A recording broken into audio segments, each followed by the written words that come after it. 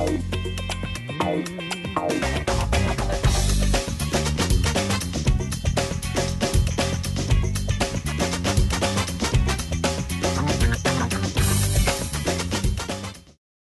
siguiente diapositiva podemos revisar este concepto de que la adolescencia como edad de las rebeliones, las prisas, las esperas impacientes y los primeros afectos perdurables, y al ser una época de crisis y de transformaciones en donde descubren el amor, la amistad y el odio, por eso le gustan los libros que les permiten soñar despiertos, ¿no? También es la edad en la cual las preocupaciones se convierten en problemas y en donde descubren las diferencias. Sienten mucho placer leyendo todo tipo de libros y se entusiasman contando a los demás aquello que han leído. Claro, esto que estoy señalando es una caracterización de adolescentes que han seguido este proceso anterior. Hay muchos que no logran esto, porque no han logrado recibir este proceso de acompañamiento desde prelectores, ¿no? En la mayoría de los casos se les ha obligado a leer. Entonces siempre han identificado el proceso de lectura con algo tedioso, pesado, impuesto, y al ser una edad de las rebeliones pues no tienen esa idea. Cuando se sigue ese procedimiento anterior, sí sienten placer de experimentar todo tipo de libros y temáticas, y después se entusiasman contando aquello que han leído, ¿no? En algunos países hay la experiencia en la que en lugar de hacer los controles de lectura típicos, ¿no?, de hacer preguntas y controlar, como dice, da mucho énfasis a controlar.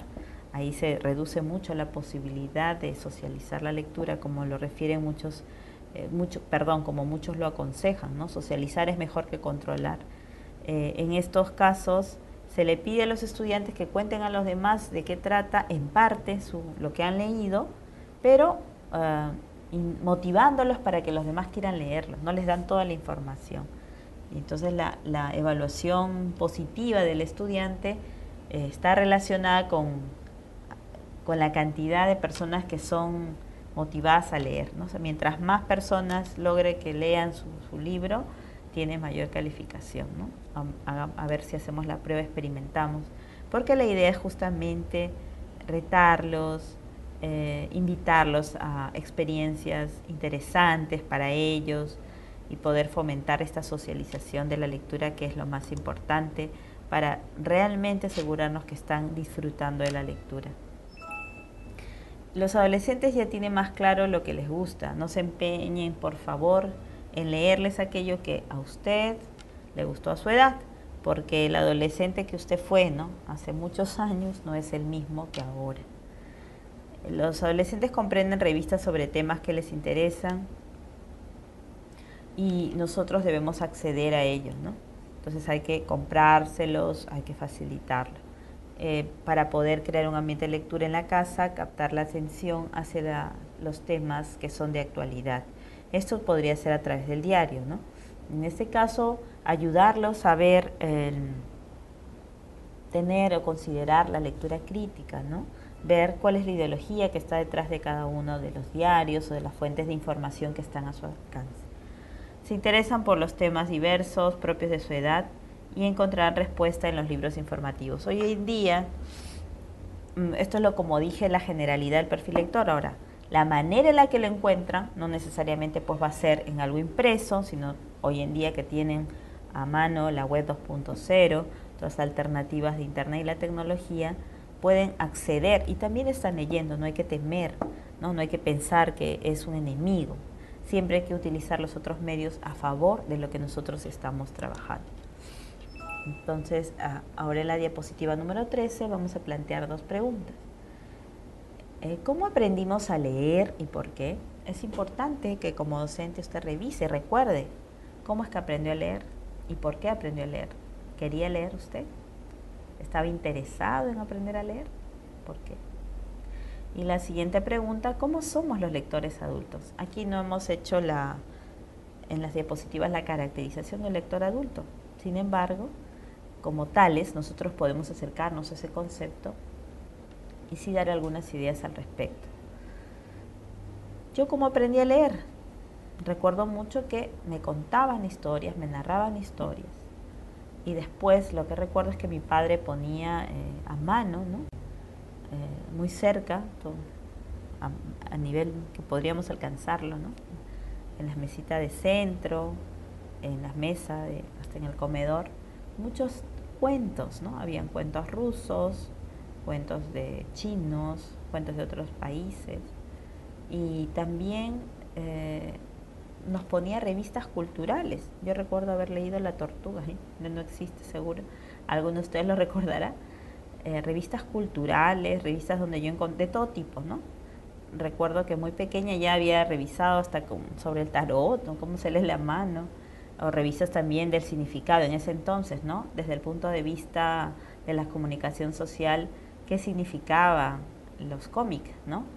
Qué representaban los Picapiedras, Superman, muchas críticas socioculturales, ¿no? Siendo muy pequeña tenía acceso a ese tipo de lectura. Y debo decir que soy bastante crítica, ¿no? Y autocrítica, por cierto. ¿El por qué? Porque mi padre era el lector, mi padre y mi madre, ¿no? Mi madre leía cancioneros de música y luego nos los daba. Entonces, había un ambiente alfabetizador, tanto en casa como en la escuela, donde también había muchos cuentos y nos narraban cuentos, nos leían poesías. En la parroquia, ¿no? En la catequesis también leíamos canciones, leíamos historias, parábolas, leíamos la Biblia. ¿Por qué aprendí a leer? Pienso que ha sido como un continuar lo que veía en la casa y no lo sentí como una obligación. Nunca sentí la lectura como obligación. Pienso, y ahora, ¿no?, que se sabe la teoría al respecto, que eso fue lo que logró formar en mí el hábito lector. De tal manera que todo el tiempo estoy leyendo y es una parte de mi vida y me gusta leer.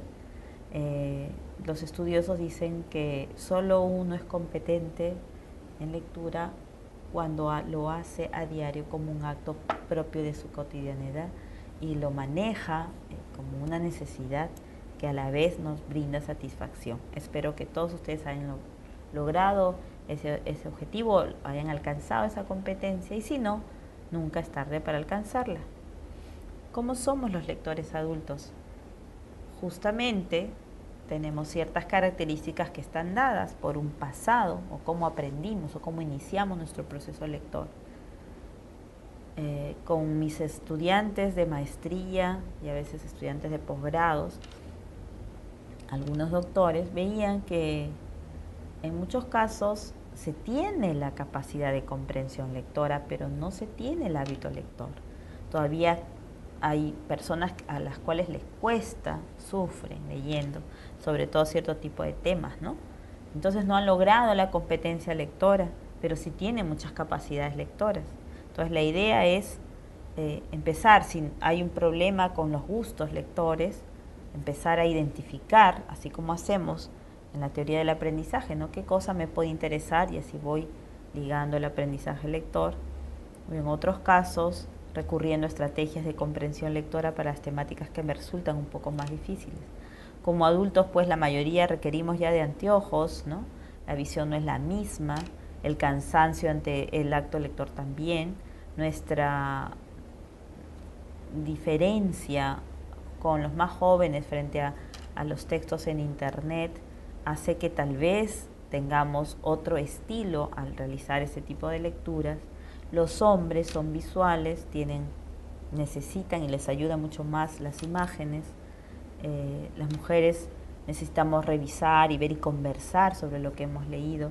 Como adultos y como profesionales, lo ideal es ir tomando conciencia y autorrevisando, autocriticando cuáles son esas habilidades y actitudes que tenemos frente a la lectura para poder mejorar nuestra actuación, no solo como lectores, sino como docentes que estamos apoyando a estudiantes en este aprendizaje tan enriquecedor.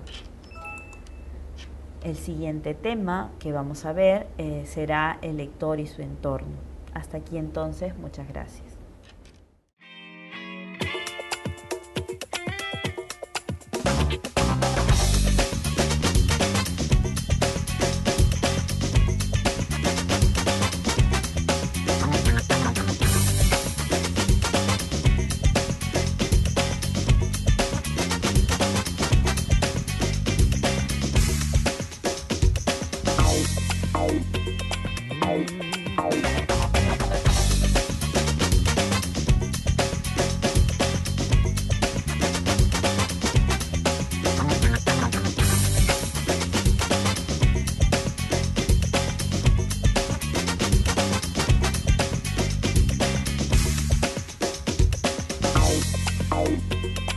Bye.